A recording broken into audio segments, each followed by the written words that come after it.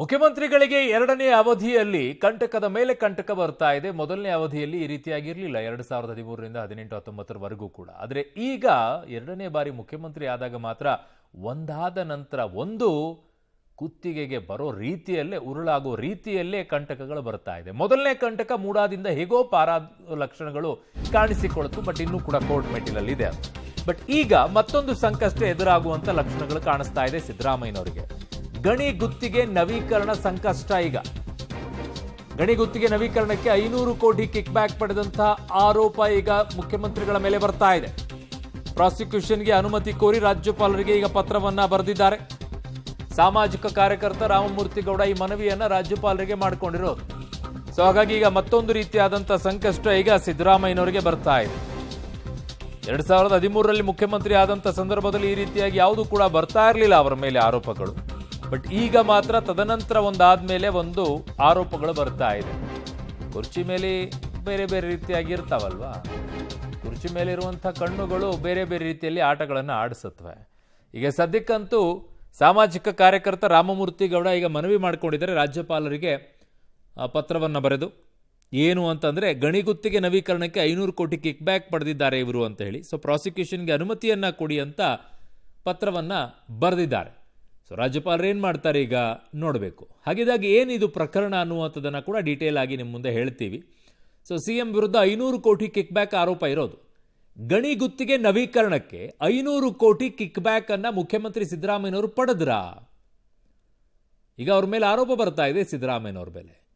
2015ರಲ್ಲಿ 8 ಗಣಿ ಗುತ್ತಿಗೆ ನವೀಕರಣವನ್ನ ಮುಖ್ಯಮಂತ್ರಿಗಳು ಮಾಡಿರ್ತಾರೆ. 2015ರಲ್ಲಿ 8 ಗಣಿ ಗುತ್ತಿಗೆ ನವೀಕರಣವನ್ನ ಮಾನ್ಯ ಮುಖ್ಯಮಂತ್ರಿಗಳು ಮಾಡಿರ್ತಾರೆ.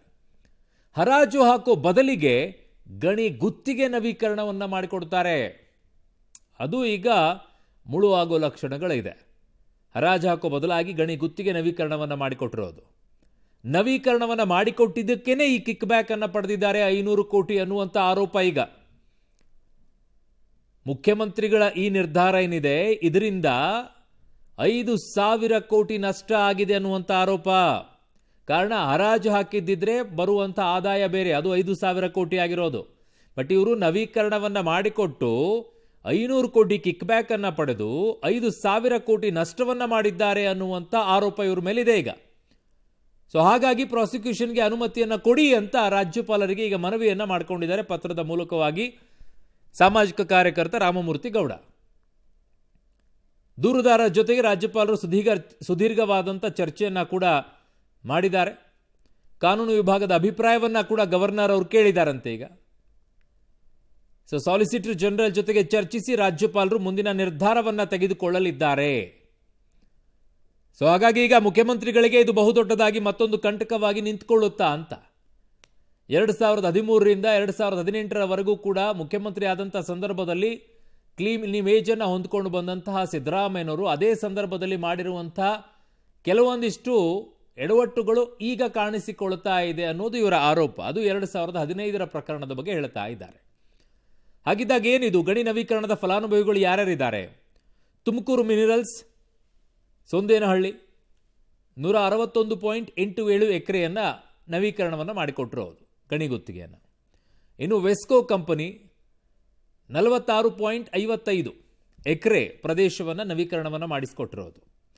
ರಾಮಗಢ ಡಾಲ್ಮಿಯಾ ಮಿನರಲ್ಸು 828.6 ಎಕರೆ. ಇವೆಲ್ಲ ಹರಾಜಾಗಬೇಕಾಗಿದ್ದಂಥದ್ದು ನವೀಕರಣವನ್ನು ಮಾಡಿಕೊಟ್ಟಿದ್ದಾರೆ ಅನ್ನುವಂಥ ಆರೋಪ ಈಗ ಮುಖ್ಯಮಂತ್ರಿಗಳ ಮೇಲೆ ಇದೆ. ಅದಕ್ಕೆ 500 ಕೋಟಿ ಕಿಕ್ ಬ್ಯಾಕ್ ಅನ್ನು ಪಡೆದಿದ್ದಾರೆ ಅನ್ನೋದು. ಕರ್ನಾಟಕ ಲಿಂಪ್ಕೋ 40.47 ಎಕರೆ. KMMI ಕಾರಿಗನೂರು ಮಿನರಲ್ಸು 498.57 ಎಕರೆ. MEL BBH 259.52 ಎಕರೆ. ಉಪೇಂದ್ರನ್ ಮೈನ್ಸ್ 112.3 ಎಕರೆ. ಜೈರಾಮ್ ಮಿನರಲ್ಸ್ 29.35 ಎಕರೆ. ಇಷ್ಟು ನವೀಕರಣವನ್ನ ಮಾಡಿ ಕಿಕ್ ಬ್ಯಾಕ್ ಅನ್ನ ಪಡ್ಕೊಂಡಿದ್ದಾರೆ 500 ಕೋಟಿ ಅನ್ನುವಂಥ ಆರೋಪವನ್ನ ಈಗ ಮಾಡಲಾಗ್ತಾ ಇದೆ ಮುಖ್ಯಮಂತ್ರಿಗಳ ಮೇಲೆ. ಇವೆಲ್ಲ ಹರಾಜು ಹಾಕಬೇಕಾಗಿತ್ತು, ಬಟ್ ಹರಾಜು ಹಾಕೋ ಬದಲಾಗಿ ಗಣಿ ಗುತ್ತಿಗೆಯನ್ನ ನವೀಕರಣವನ್ನ ಮುಖ್ಯಮಂತ್ರಿಗಳು ಮಾಡಿದ್ರು. ಹಾಗಾಗಿ 500 ಕೋಟಿ ಅವರು ಕಿಕ್ ಬ್ಯಾಕ್ ಪಡೆದಿದ್ದಾರೆ ಅನ್ನೋ ಆರೋಪ. ನನ್ನ ಸಹೋದ್ಯೋಗಿ ಈಗ ಪೊಲಿಟಿಕಲ್ ಬ್ಯೂರೋಯಿಂದ ಸುಕೇಶ್ ನನ್ನ ಸಂಪರ್ಕಕ್ಕೆ ಸಿಗ್ತಾ ಇದ್ದಾರೆ. ಸುಕೇಶ್, 2013ರಿಂದ 18ರ ಸಂದರ್ಭದಲ್ಲಿ ಮೊದಲನೇ ಬಾರಿ ಮುಖ್ಯಮಂತ್ರಿ ಆದಂತಹ ಸಂದರ್ಭದಲ್ಲಿ ಈ ರೀತಿಯಾದಂತಹ ಸಂಕಷ್ಟಗಳು ಸಿದ್ದರಾಮಯ್ಯನವರಿಗೆ ಬಂದಿರಲಿಲ್ಲ. ಬಟ್ ಈ ಬಾರಿ ಎರಡನೇ ಬಾರಿ ಮುಖ್ಯಮಂತ್ರಿ ಆದಾಗ ಸಾಲು ಸಾಲು ಸಂಕಷ್ಟಗಳು ಬರಕ್ಕೆ ಶುರುವಾಗಿದೆ. ಈ ಪ್ರಕರಣ ಹೇಗೆ, ಏನು, ಎತ್ತ, ಈಗ ಎಲ್ಲಿಗೆ ಬಂದು ತಲುಪಿದೆ ಈ ಪ್ರಕರಣದ ಬಗ್ಗೆ ಏನಿದೆ ಮಾಹಿತಿ? ಅರುಣ್, ಮೊದಲನೇದಾಗಿ ಈ ಪ್ರಕರಣ ನಡೆದಿರುವಂಥದ್ದು ಅವರು ಮೊದಲ ಅವಧಿ ಮುಖ್ಯಮಂತ್ರಿ ಆಗಿದ್ದಾಗ 2015ರಲ್ಲಿ ಅವರು ಗಣಿ ಗುತ್ತಿಗೆಯನ್ನು ಕೊಟ್ಟಂಥ ವಿಚಾರದಲ್ಲಿ ಆಗಿರುವ ಬೆಳವಣಿಗೆ ಅಂತ ದೂರನ್ನು ದಾಖಲಿಸಲಾಗಿದೆ. ಅವತ್ತು ಗಣಿ ಗುತ್ತಿಗೆಯನ್ನು 8 ಕಂಪನಿಗಳಿಗೆ ಕೊಡುವಂಥ ಸಂದರ್ಭದಲ್ಲಿ ಅಂದರೆ ಅದನ್ನ ರಿನ್ಯೂವಲ್ ಮಾಡಿ ಕೊಟ್ಟಿದ್ದಾರೆ ಅಥವಾ ಕೆಲವರಿಗೆ ಕೊಟ್ಟಿದ್ದಾರೆ ಅನುಮತಿ, ಆದರೆ ಅದನ್ನ ಹರಾಜು ಮಾಡಬೇಕಿತ್ತು. ಆ ನಿಯಮವನ್ನು ಉಲ್ಲಂಘಿಸಿದ್ದಾರೆ. ಕೇಂದ್ರ ಸರ್ಕಾರದ ಒಂದು ನಿಯಮ ಇದ್ದರೂ ಕೂಡ ಅದನ್ನು ಉಲ್ಲಂಘಿಸಿ ಎಲ್ಲ ಒಂದು ಕಡೆ ಹರಾಜು ಬದಲಿಗೆ ಗುತ್ತಿಗೆಯನ್ನು ಏನು ಅನುಮತಿಯನ್ನು ಕೊಟ್ಟಿದ್ದಾರೆ. ಇದು ತಪ್ಪು ಅನ್ನುವಂಥ ಆರೋಪವನ್ನು ಮಾಡಿ ದೂರನ್ನು ಸಾಮಾಜಿಕ ಕಾರ್ಯಕರ್ತರು ದಾಖಲಿಸಿರುವಂಥದ್ದು ಮತ್ತು ರಾಜ್ಯಪಾಲರಿಗೆ ಪ್ರಾಸಿಕ್ಯೂಷನ್ಗೆ ಅನುಮತಿಯನ್ನು ಕೂಡ ಕೊಡಿರೋದು ಈ ವಿಚಾರದಲ್ಲಿ.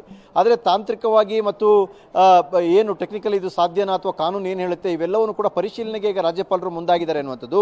ಆ ಪರಿಶೀಲನೆಯ ಸಂದರ್ಭದಲ್ಲಿ ಈ ದೂರು ಸರಿ ಇದೆ ಅಂದರೆ ರಾಜ್ಯಪಾಲರ ನಿಲುವೇನು ಅನ್ನುವಂಥ ಪ್ರಶ್ನೆ ಉದ್ಭವಿಸುತ್ತೆ. ಸಹಜವಾಗಿ ಅವರು ಆ ಪ್ರಾಸಿಕ್ಯೂಷನ್ ಅನುಮತಿ ಮಾಡ್ತಾರಾ ಅನ್ನುವಂಥದ್ದು ಪ್ರಶ್ನೆ. ಅಕಸ್ಮಾತ್ ತಾಂತ್ರಿಕವಾಗಿ ಈ ದೂರಿನಲ್ಲಿ ಏನಾದರೂ ಸಮಸ್ಯೆ ಇತ್ತಾ ಅಥವಾ ಕಾನೂನಾತ್ಮಕವಾಗಿ ಇದು ಸಾಧು ಅಲ್ಲ ಅಂತ ಏನಾದ್ರು ಅವರಿಗೆ ಅನಿಸಿದ್ರೆ ಬಹುಶಃ ಏನು ದೊಡ್ಡ ಮಾತನ್ನು ಪಡೆದುಕೊಳ್ಳಲ್ಲ. ಆದರೆ 2015ರಲ್ಲಿ ಗಣಿಗೆ ಅವರು ಅನುಮತಿಯನ್ನು ಕೊಟ್ಟಿದ್ದಾರೆ ಎನ್ನುವಂಥ ವಿಚಾರ ಈಗ ಅದು ಮುನ್ನೆಲೆಗೆ ಬಂದಿದೆ. ಈಗ ದಾಖಲಾಗಿರುವ ದೂರಿನ ಪ್ರಕಾರ ಆ ದೂರು ಕಾನೂನಾತ್ಮಕವಾಗಿ ಏನು ಅನ್ನೋದ್ರ ಮೇಲೆ ಮುಂದಿನ ಎಲ್ಲ ಬೆಳವಣಿಗೆಗಳು ನಿರ್ಧಾರ ಆಗುವಂಥ ಸಾಧ್ಯತೆ ಇದೆ. ಅರುಣ್.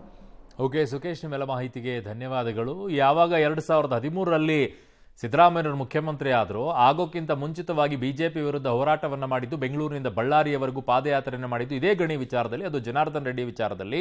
ತದನಂತರ ಇವರು ಮುಖ್ಯಮಂತ್ರಿ ಆದ ನಂತರ ಅದೇ ಗಣಿ ವಿಚಾರದಲ್ಲೇ 2015ರಲ್ಲಿ ಕಿಕ್ ಬ್ಯಾಕ್ ಅನ್ನ ಪಡೆದಿದ್ದಾರೆ ಅನ್ನುವಂಥ ಆರೋಪ ಈಗ ಮಾನ್ಯ ಮುಖ್ಯಮಂತ್ರಿ ಸಿದ್ದರಾಮಯ್ಯನವರು ಬರ್ತಾ ಇದೆ. ಏನ್ ಮಾಡ್ತಾರೆ ರಾಜ್ಯಪಾಲರು, ಕಾದ್ ನೋಡಬೇಕು.